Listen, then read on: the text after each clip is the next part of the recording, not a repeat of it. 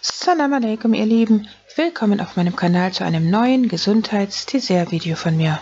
Heute will ich euch zeigen, wie man einen gesunden, rohköstlichen Kuchen herstellen kann, den man natürlich nicht backen muss und den man aus ausschließlich rohköstlichen, gesunden Biozutaten herstellen kann. Und der sogar fast noch besser als herkömmlicher Kuchen schmeckt. Ich freue mich riesig, euch dieses Rezept vorstellen zu können, weil es endlich einen gesunden Kuchen gibt, den man seinen Gästen anbieten kann, als auch, dass man ihn für sich selber herstellen kann, wenn einen die Lust auf Süßes überkommt, ohne dass man seiner Gesundheit oder der Gesundheit seiner Gäste damit schadet. Während er dabei auch noch vorzüglich mundet, Mashallah, und niemand, der es nicht weiß, überhaupt erahnen kann, dass dies kein herkömmlicher Kuchen ist. Wie man dieses deliziöse Teil herstellt, das zeige ich euch jetzt. Zuallererst werden wir Cashewkerne hier, und zwar eine ganze Tasse voll, in Wasser einweichen. Wenn möglich, sollte man dazu naturbelassene Cashewkerne verwenden. Der Vorteil des Einweichens besteht darin, dass sie zum einen dadurch gesünder werden und leichter verdaulich und zum anderen, dass sie dann leichter zu verarbeiten sein werden. Also man kann sie dann sehr gut pürieren, denn wir benötigen diese Cashewkerne dann später für die Creme. Jetzt stelle ich euch erstmal die Zutaten für den Kuchen selber vor. Und zwar benötigen wir hier 2 solche Tassen Walnusskerne, dann eine halbe Tasse Bio-Kokosmehl. Also das sind keine Kokosflocken, sondern Kokosmehl eben. Davon brauchen wir nur eine halbe Tasse. Ich verwende als Maßeinheit für diesen Kuchen jetzt immer diese Tassen hier, also keine Kaffeetassen, sondern etwas größere, ganz normale Teetassen. Als nächstes benötigen wir eine ganze Tasse Kokosraspeln, wenn möglich natürlich auch von Bio-Qualität. Die hatte ich hier allerdings nicht vorrätig, deswegen habe ich normale Kokosraspeln genommen. Eine ganze Tasse davon und dann benötigen wir eine Tasse Bio-natives Kokosöl. Auch wenn ich hier nur eine halbe Tasse jetzt gezeigt hatte, aber ich hatte hinterher noch eine halbe Tasse dazugegeben.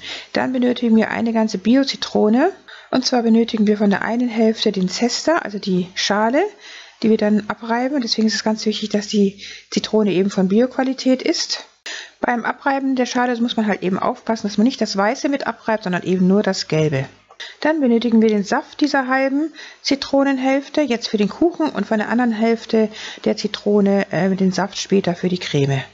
Als nächstes stelle ich euch die Gewürze vor, die wir für den Kuchen benötigen. Hier etwas Muskatnuss, den kann man aber auch weglassen, wenn man der Meinung ist, dass er nicht erlaubt wäre. Dann Zimt, von dem nehmen wir ordentlich viel, ruhig 2 Teelöffel voll davon. Dann einen Pinch, also eine Prise Himalaya-Salz. Dann kommt noch ein Viertel Teelöffel Ingwerpulver hinzu, das hatte ich vergessen hier zu filmen. Als nächstes benötigen wir 2 Teelöffel Vanilleextrakt. Da muss man dann darauf achten, dass man Vanilleextrakt ohne Alkohol kauft, denn den gibt es sowohl mit als auch ohne Alkohol. Dann benötigen wir natürlich geraspelte Karotten und zwar sollte man davon ordentlich viel nehmen. 2 solche Becher voll. Die Becher sollten wirklich voll sein, nachdem man die Karotten richtig tief da rein gedrückt hat in den Becher. Erst dann ist der Becher wirklich voll. Das hier war zu wenig. Ich hatte später noch einen Becher hinzugegeben. Dann benötigen wir ebenso 2 solche Becher entkernte Biodatteln, die von ihren Stielen auch befreit wurden. Die könnte man auch vorher einweichen, wenn man das möchte und wenn man keinen starken Mixer zur Hand hat, damit sie hinterher leichter zu verarbeiten sein werden im Mixer. Jetzt kommen alle Zutaten nach und nach in den Hochleistungsmixer. Zuerst hier die Walnüsse, zu denen ich ein paar Mandeln hinzugegeben hatte, einfach weil ich nicht genug Walnüsse hatte. Dann werden die jetzt zermahlen zuallererst mit dem Mixer, bevor wir dann die anderen Zutaten nach und nach hinzugeben werden. Dann kommen nach und nach alle anderen Zutaten hinzu. Zuerst hier die Kokosflocken, als nächstes das Kokosmehl, dann hier das Ingwerpulver, dann der Zimt, da kann man ruhig etwas mehr dazugeben, die Prise Himalaya-Salz, Muskatnuss, der Zester von der Zitronenhälfte, der Zitronensaft der Zitronenhälfte, das Vanilleextrakt und das Kokosöl hier, und das sollte eine ganze Tasse sein, wie gesagt. Dann die Karotten, und da mein Mixer viel zu klein war für diese ganzen Zutaten, hatte ich dann die Datteln erst später hinzugegeben und das nach und nach dann eben püriert. Und das sieht dann so aus, das Ergebnis. Also es sollte so klebrig sein, also so sieht das letztendlich am Ende dann aus, nachdem alles gut vermixt ist. So sieht dann diese parierte Masse aus und dann können wir das Ganze auch schon jetzt in eine Kuchenform geben Und dazu hatte ich jetzt hier diese 2 Herzen hier genommen. Ich dachte anfangs, dass ich 2 Herzen benötige, habe später aber dann gemerkt, dass ich doch nur ein Herz damit befüllen muss, denn nachdem man alles andrückt, wird es dann auch wieder weniger. Und zwar sind das hier so lose Formen, die man einfach so auf Backpapier drauf stellen kann. Und da rein wird dann eben diese Kuchenmasse hier fest angedrückt. Man könnte aber auch einfach eine gefettete Springform dafür verwenden. Die Formen sollten in jedem Fall gut mit Kokosfett eingefettet werden. Ja, und am Ende blieb dann eben nur diese eine Form übrig, nachdem ich alles fest angedrückt hatte. Und dann habe ich diese Masse mit Klarsichtfolie abgedeckt und dann den Kuchen eingefroren für eine halbe Stunde, während ich jetzt die leckere Creme zubereitet habe. Dazu einfach die Cashewnüsse jetzt nochmal kurz durchspülen unter fließendem Wasser, abtropfen lassen und dann kommt das Ganze in den Hochleistungsmixer. Ferner kommen hinzu eine Vierteltasse Kokosnussmilch, und zwar Bio-Kokosmilch, die keine anderen Zusätze hat, außer eben Kokosnuss und Wasser.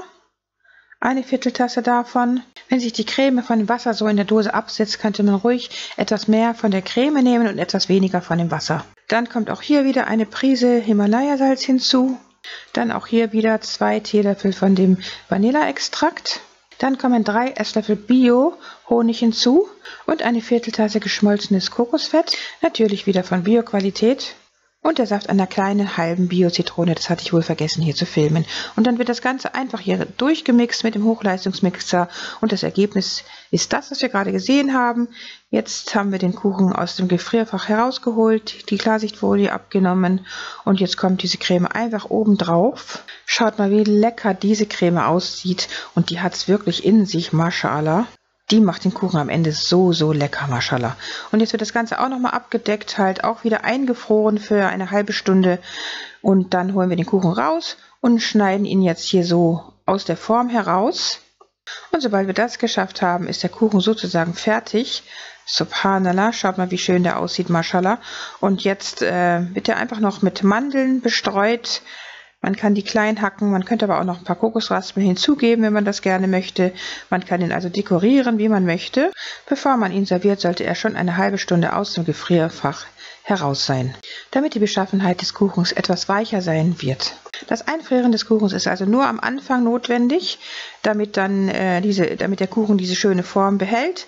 Später kann man ihn ganz normal im Kühlschrank lagern, wenn etwas übrig sein sollte. Denn durch das Kokosöl behält der Kuchen seine schöne, relativ feste Beschaffenheit. Es reicht also vollkommen aus, den Kuchen einfach nur im Kühlschrank zu lagern, denn das Einfrieren muss nur am Anfang geschehen, jeweils eine halbe Stunde für beide Teile, also den Kuchen und die Creme. Danach könnte er mehrere Tage bis zu einer Woche im Kühlschrank gelagert werden. Die Creme ist das Beste an diesem Kuchen. Sie hat eine herrliche, weiche, cremige Beschaffenheit, Mashallah. Zusammen mit dem Kuchenboden sorgt sie eben für dieses himmlische Geschmackserlebnis. Ja, und das Schöne an diesem Kuchen ist, dass er eben auch so gesund ist. Die Datteln darin liefern zum Beispiel viele Nährstoffe, wie etwa das Vitamin B, C, Eisen und jede Menge Kalium, was gut für Herzgesundheit und Blutdruck ist. Auch Magnesium und Calcium sowie die Aminosäure Tryptophan finden sich in Datteln. Die spielt eine wichtige Rolle bei der Bildung von Melatonin. In arabischen Ländern werden Datteln deshalb auch bei leichten Einschlafproblemen gegessen. Darüber hinaus enthalten sie natürlich viele Ballaststoffe, was die Verdauung ankurbelt und hilft, den Cholesterinspiegel niedrig zu halten. Rohe Karotten enthalten interessante Mengen an Mineralstoffen und Vitaminen und können somit viel zu einem gesunden Leben beitragen. So enthalten sie unter anderem Kalium, Mangan, Vitamin A, Vitamin K, Vitamin C und eine große Menge sekundärer Pflanzenstoffe. Es wurden schon viele Studien veröffentlicht, die klar gezeigt haben, dass der Verzehr von rohen Karotten vor Krebs schützen und zum Beispiel das Risiko für Lungenkrebs, Brustkrebs, Prostatakrebs, Gehirntumor oder Leukämie verringern kann. Und es gibt etliche Hinweise, dass Möhren nicht nur präventiv wirken, sondern sogar zur Heilung von Tumorerkrankungen beitragen können. Und wie gesund der Honig und die Kokosnuss sind, das wisst ihr sicher längst von meinen anderen Videos. In diesem Sinne wünsche ich euch gute Gesundheit, viel Erfolg und gutes Gelingen mit Herstellung dieses köstlichen Kuchens. Vergesst nicht Bismillah zu sagen und dann sehen wir uns inshallah wieder beim nächsten Mal. Liebe Grüße, Salam alaikum, eure Mariam.